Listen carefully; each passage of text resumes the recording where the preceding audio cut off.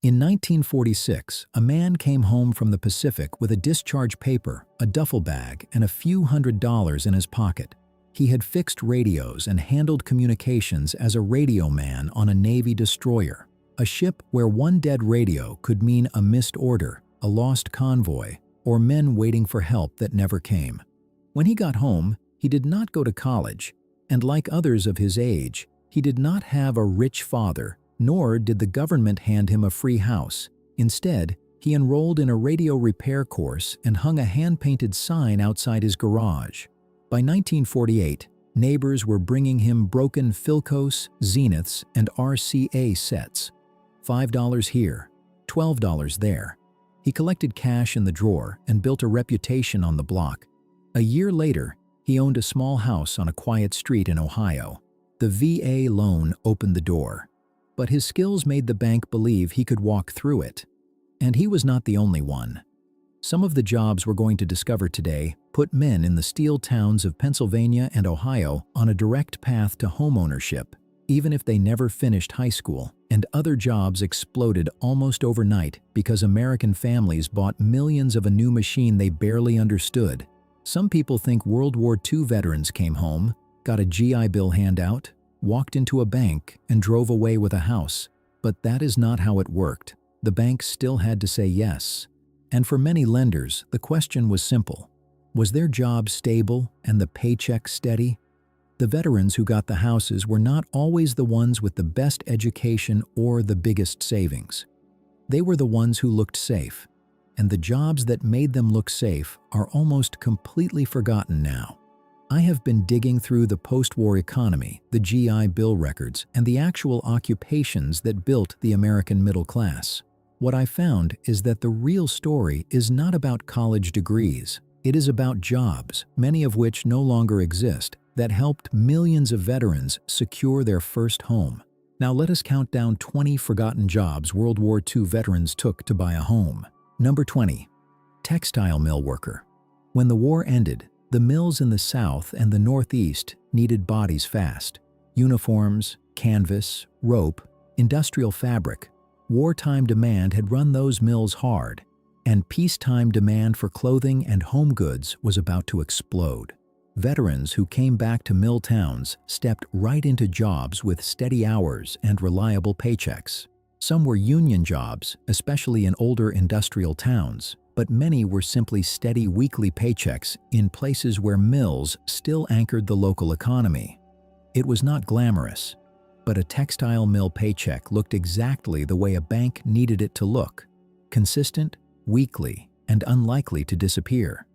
Most U.S. textile production has since moved overseas.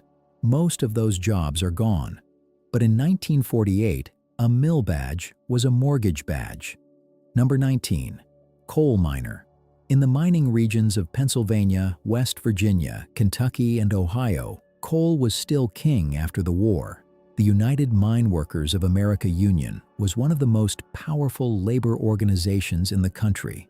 Some veterans from those regions came home and went underground into the mines. The pay was strong, the union protected the wage, and the work was steady enough that local savings and loans would approve a home purchase without much debate. Coal is now a tiny fraction of the American workforce. But in the late 1940s, a UMWA card carried real weight when it came to buying a home. Number 18. Shipyard worker and rigger.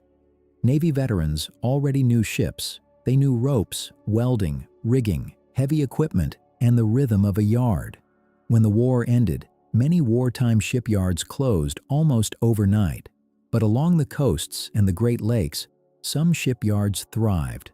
Commercial shipping, repair work, and naval maintenance contracts kept these yards busy. A veteran who could weld a seam or rig a crane had immediate value. The job paid union wages. The union wages got the mortgage approved. Today, American shipbuilding employs a fraction of what it once did. But for a decade after the war, a yard worker with a welding hood was a man a bank was happy to lend to. Number 17. Steel mill worker. Gary, Indiana. Pittsburgh, Pennsylvania. Youngstown, Ohio. These cities were not just industrial centers, they were home buying machines. Steel mill jobs were union jobs. Union jobs meant contracts, wages that did not change without negotiation, and employment that looked permanent on a loan application. Veterans who came back to steel towns did not need a degree. They needed a hard hat and a willingness to work a furnace. Steel employment collapsed with automation and global competition decades later. But in 1948, a steel worker was one of the most bankable men in America. Number 16. Printing press operator and typesetter. This one surprises people. Every city had newspapers. Every newspaper had a press room. Every press room needed men who understood machines. Veterans with mechanical aptitude, men who had maintained artillery, repaired aircraft engines, or run motor pools, could learn the rhythms of a press quickly.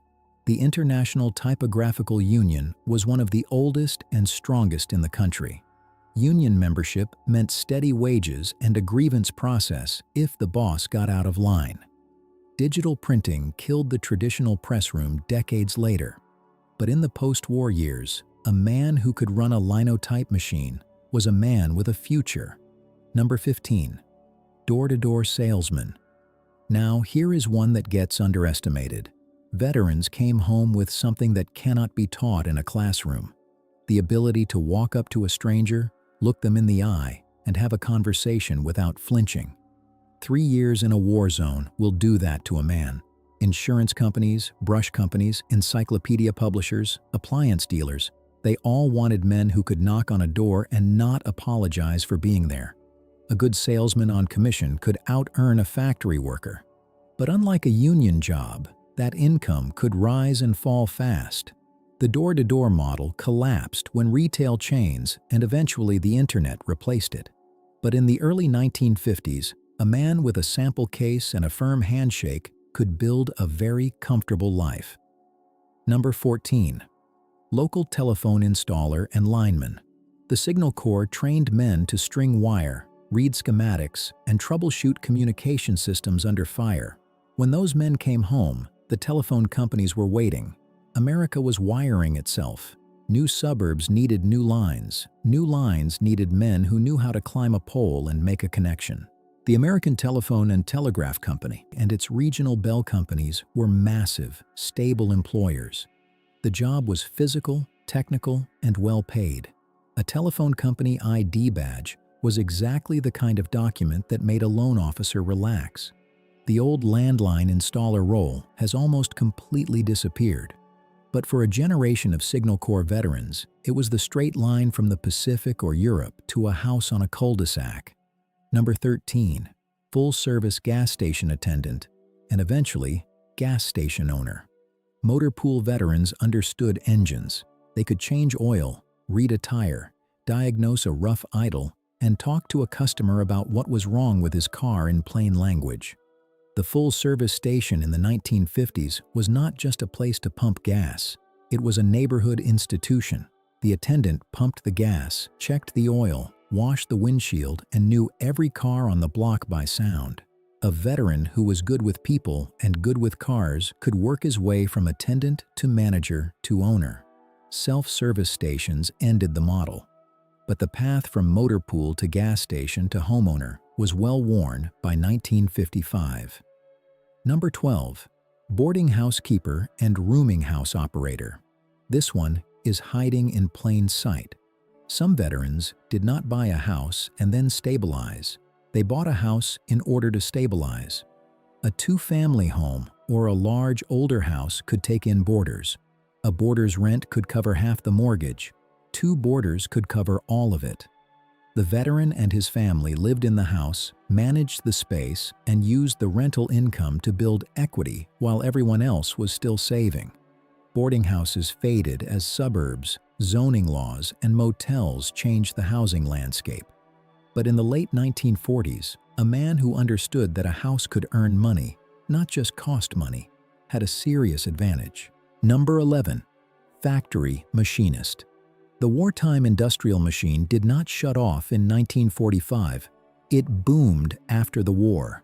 Auto plants, appliance factories, aircraft manufacturers, and steel fabricators all needed men who could run a lathe, read a blueprint, and hold a tolerance.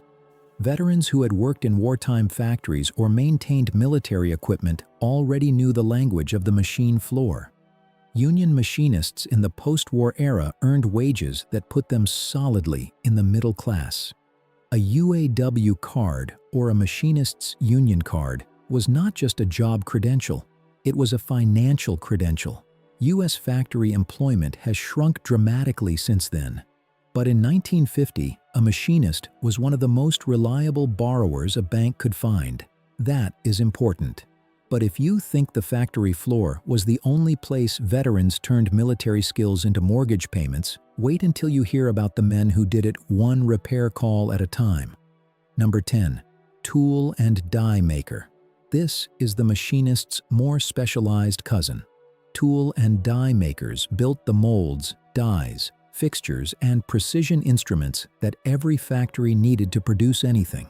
It required patience, exactness, and mechanical intuition. Veterans who had worked in ordnance, aircraft manufacturing, or precision equipment maintenance had a head start. The apprenticeship was long. The pay at the end of it was exceptional. A good journeyman tool and die maker could earn wages that rivaled many office jobs. The trade still exists, but far fewer men enter it now than during the manufacturing peak. In its prime, it was one of the most reliable paths from military service to middle-class homeownership in America. Number 9. Railroad brakemen and firemen. The railroads needed men. They needed men who understood discipline, equipment, schedules, and risk. Veterans fit that description perfectly. A railroad job in the late 1940s was one of the most stable jobs in America. The Brotherhood of Railroad Trainmen was a powerful union. The wages were steady. The routes were predictable. A railroad ID and a union card told a bank exactly what it needed to hear. This man will be employed next year, and the year after that, and the year after that. Automation and the decline of passenger rail eliminated most of those old crew positions. But for a generation of veterans, the railroad was the iron road to a mortgage. Number 8. Appliance repairman. Here is where the story gets interesting. The post-war suburb was not just a collection of houses, it was a collection of machines. More and more post-war homes had appliances such as a refrigerator, a washing machine, a stove, a water heater, and eventually a dryer. Every one of those machines could break, and when they broke, someone had to fix them. Veterans who had maintained military equipment, motors, compressors, electrical systems, hydraulics, already understood how machines worked. The appliance repairman did not need a college degree. He needed a set of tools, a phone number on a card, and a reputation for showing up on time and fixing it right the first time. The job was formal for some men, employed by Sears or a local dealer. For others, it was informal, a weekend side business that turned into a full-time living. Appliances today are often replaced rather than repaired. But in 1952, the man who could fix a Maytag on a Saturday morning was the most popular person on the block. Number 7. Television repairman. In 1946, there was a television set in less than 1% of American homes. By 1955, that percentage was well over 50%. That is not a growth curve, that is a vertical line. And every one of those sets used vacuum tubes that burned out, capacitors that failed, and tuners that drifted. Veterans who had worked in signal corps communications, radar operation, or radio repair already knew the electronics. The television repairman arrived at your door with a tube caddy and a meter, diagnosed the problem in minutes, and walked out with cash. The best ones ran shops. The rest ran routes. Flat screens and cheap replacement parts ended the trade. But for 20 years after the war, the television repairman was one of the most in-demand service workers in America, and one of the most quietly prosperous. Number 6. Radio repairman. Before the television boom, there was the radio, and radio repair was the trade that started it all. Signal Corps veterans understood radio circuits the way a carpenter understands wood grain. They had built, maintained, and repaired radio equipment in conditions that would have destroyed a civilian technician. Coming home, they could open a shop, take in sets over the counter, and earn a steady living. The GI Bill training programs made it even easier. A veteran could use his education benefits to attend a radio and electronics school, not a 4-year college, but a focused 6-month or 1-year program, and come out the other side with a skill that every neighborhood needed. Most electronics today are replaced, not repaired. But in 1947, the man with the soldering iron was the man who never lacked for work. Now, before we get to the top 5, I want to say something that most don't know regarding the GI Bill. Not every veteran had equal access to any of this. Black veterans came home having fought the same war, worn the same uniform, and earned the same discharge papers. But the system they came home to was not the same system. Redlining kept them out of the new suburbs, restrictive covenants kept them out of entire neighborhoods, and the banks, many of them, simply said no. In New York and northern New Jersey, fewer than 100 of 67,000 GI Bill mortgages went to non-white borrowers. A survey of 13 Mississippi cities revealed that out of 3,299 VA guaranteed home loans, only 2 went to black veterans, even though black residents made up roughly half the state's population. The same job, the same uniform, and the same war did not always lead to the same front door. That story is part of this story. Now, the top 5. Number 5. Milkman and dairy route driver. The milkman was not just a delivery driver. He was a man with a route, a schedule, a customer relationship, and a reliable income. Veterans who came back with experience driving vehicles, managing logistics, and dealing with people under pressure could step into a dairy route and make it work. The job required discipline. Up before dawn, route completed by mid-morning, books balanced by afternoon. It was, in structure, almost identical to military supply operations. Home milk delivery disappeared almost entirely with the rise of supermarkets. But in the late 1940s and through the 1950s, a milkman with a good route earned enough to qualify for a home loan without breaking a sweat. Number 4. Shoe repairman and cobbler. Do not underestimate this one. Leather skills, hand tools, small shop ownership, and a service that every family on the block needed. This was a business a veteran could start with almost nothing. The GI Bill's training programs included vocational courses in shoe repair.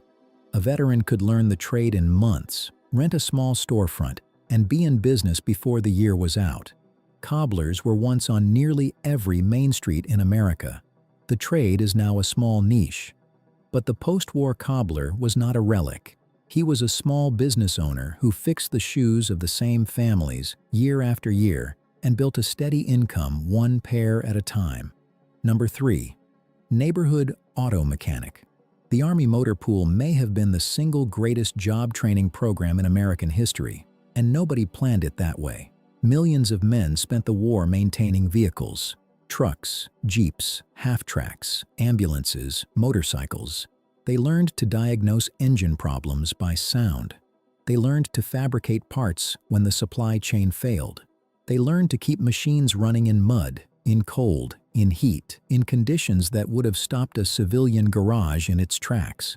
They came home and opened garages, not always big ones, sometimes just a bay in a rented building, a set of tools, and a sign on the road. But the neighborhood mechanic in 1950 was not a small operation. He was the man every family on the block depended on. Cars were not disposable then. When your car broke down, you fixed it, and you called the man down the street. The one-man garage is far less common today. Modern vehicles require diagnostic computers that cost more than some of those original garages were worth. But in the post-war decade, a veteran with a wrench and a reputation could build a life that looked very comfortable from the outside. Number 2. Postal worker and civil service employee. This may be the most overlooked home buying job on the list, and almost nobody talks about it. The Veterans Preference Act of 1944 gave returning servicemen a direct advantage in federal hiring, points added to their civil service exam scores, and priority consideration for open positions.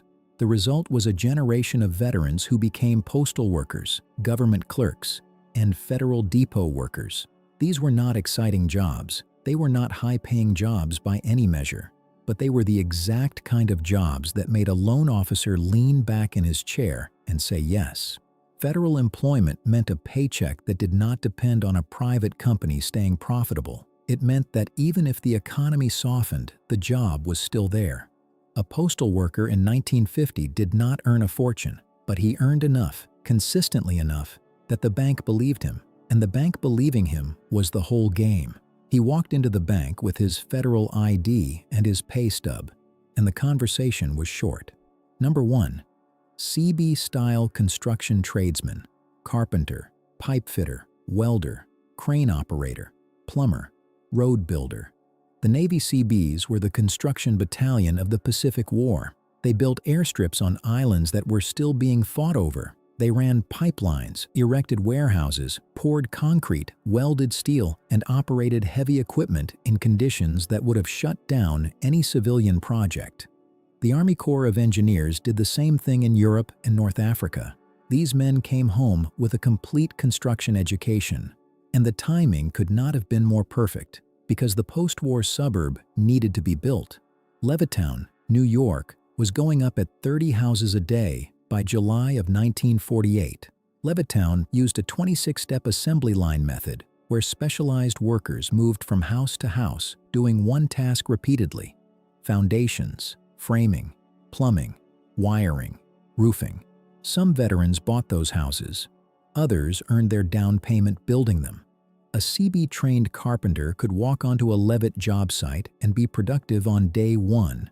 A pipe fitter who had run water lines on a Pacific atoll could plumb a Cape Cod-style house in his sleep. A welder who had joined steel on a forward base could find union work in any city in America. These men did not just build the suburbs. They built the financial foundation that let them buy into the suburbs. And here is the part that ties everything together. The GI Bill is sometimes remembered as a college program, but by 1956, about 7.8 million veterans had used the education benefits.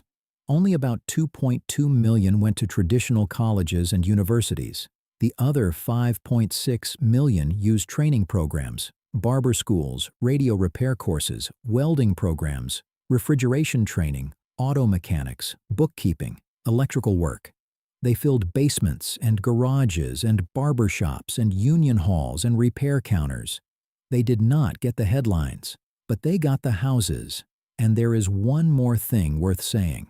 There was a program in the GI Bill called the 52-20 Club, $20 a week for up to 52 weeks of unemployment benefits. The idea was that veterans might need a full year to land on their feet. Less than 20% of the money set aside for it was ever distributed. Because most of those men did not sit still. They used the safety net as a bridge, not a hammock. They moved fast. They had the skill. They worked the job. They found the house. Now I want to hear from you. What did your grandfather do after the war? Was it one of these 20? Was it something I missed entirely? Leave it in the comments. Some of the most remarkable stories I have ever heard came from a comment section just like this one. And if you want to go deeper on this era, the real working class history, the next video is right there waiting for you.